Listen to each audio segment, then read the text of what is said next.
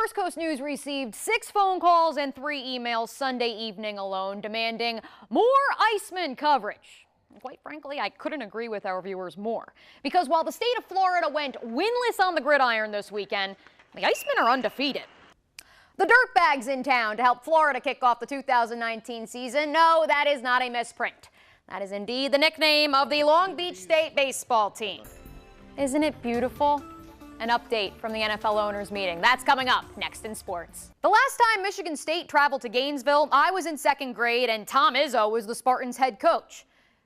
Oh wait, he still is. The reckoning has begun. Ahead of the start of a new league year next week, the Jacksonville Jaguars have begun to make the tough decisions we've been talking about all off season. Happier thoughts now. The Gators are playing in a New Year's Six Bowl for the first time since 2013. See, now we all feel better.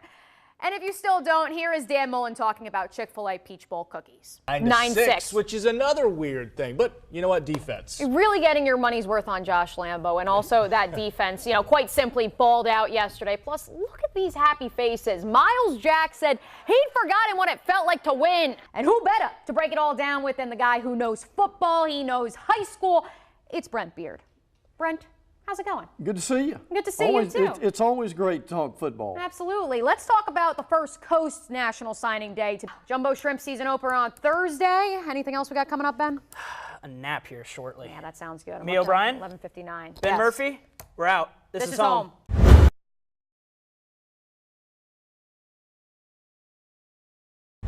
Florida State shot 30% against North Carolina Saturday. That's 14% below their season average, easily their worst shooting performance in any of their 6 losses this year. And here come the Irish. Leprechauns in town, riding a 3-game skid. Bit of a down year for Mike Bray and company, 3-12 in ACC play, but they were tied with FSU at half. Noles needed a spark, and they got it from the most unlikely of places. Devin Vassell is averaging 4 points in 9 minutes per game. Vassell had 13 and 7 tonight. The camera crew doesn't even know who to zoom in on. 3-point game late. This guy you do know. Hello, Terrence Mann. An NBA scout in attendance reportedly fell out of his chair after that one. Yeah, let's take a look at the dagger bucket one more time. Wow. Noles bounced back. 68-61 is the final, and so FSU holds serve in the ACC standings. They match Virginia Tech with a 10-5 conference record. The two go head-to-head next Tuesday in a big one in Tallahassee. But first, Noles got to take care of NC State on Saturday. Michigan has one of the top-ranked defenses in the entire nation. They have an all-star transfer quarterback in Shea Patterson. The Michigan Wolverines have so many khakis, they could outfit an entire Old Navy store. And yet Florida demolished them 41-15 here at the Peach Bowl today. How? Let's find out together, shall we? Florida playing in its first New Year's Six Bowl since the 2013 Sugar Bowl. They lost that game by 10 to Louisville. Things didn't look good early on today either. Twice the Gators entered the red zone in the first quarter, and twice they came away with only 3 points. Thankfully, an early Michigan touchdown was called back, but the Wolverines did find the end zone later in the first quarter. Donovan Peoples-Jones hauls in a 9-yarder from Patterson. So we jump to the second quarter, 7-6 our score, and hello, Felipe, 74 yards on the ground for the Gators QB, 13-10 our score at half. But the third quarter belonged to the Florida Gators. More specifically, Chauncey Gardner-Johnson. In his final game as a Gator, Chauncey with not 1, but 2 interceptions. That one there would prove to be the game changer because it set up LaMichael Pirines' dagger score. He had 2 tutties, Jordan Scarlett had another, and Florida has its first bowl win under Dan Mullen. Judging by the phone calls and the Facebook posts and the emails we receive each week wanting more Icemen coverage, the only thing Jacksonville could possibly love more than its hockey team, puppies. Lucky for all of you, we have Icemen and puppies in the same place tonight. Home team scored before you could bat an eyelash and then promptly went cold. Certainly had plenty of opportunities. 3 power plays in the first period alone for the Icemen. Still only 1-0 though after a period. Better luck in the second period. 4-on-4 going the other way. They see him rolling. They hate 10.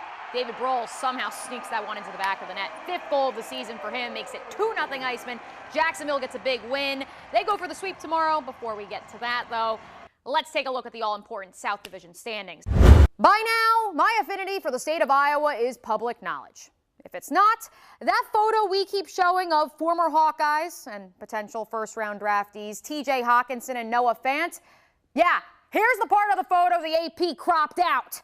I'm not going to sit here and say the Jaguars should draft an Iowa tight end. No, the Jags should simply draft a tight end high because more than 30% of Nick Foles' targets in 2018 were to tight ends. The Jags ranked dead last in tight end receptions last year. Their receiving core as a whole ranked 28th.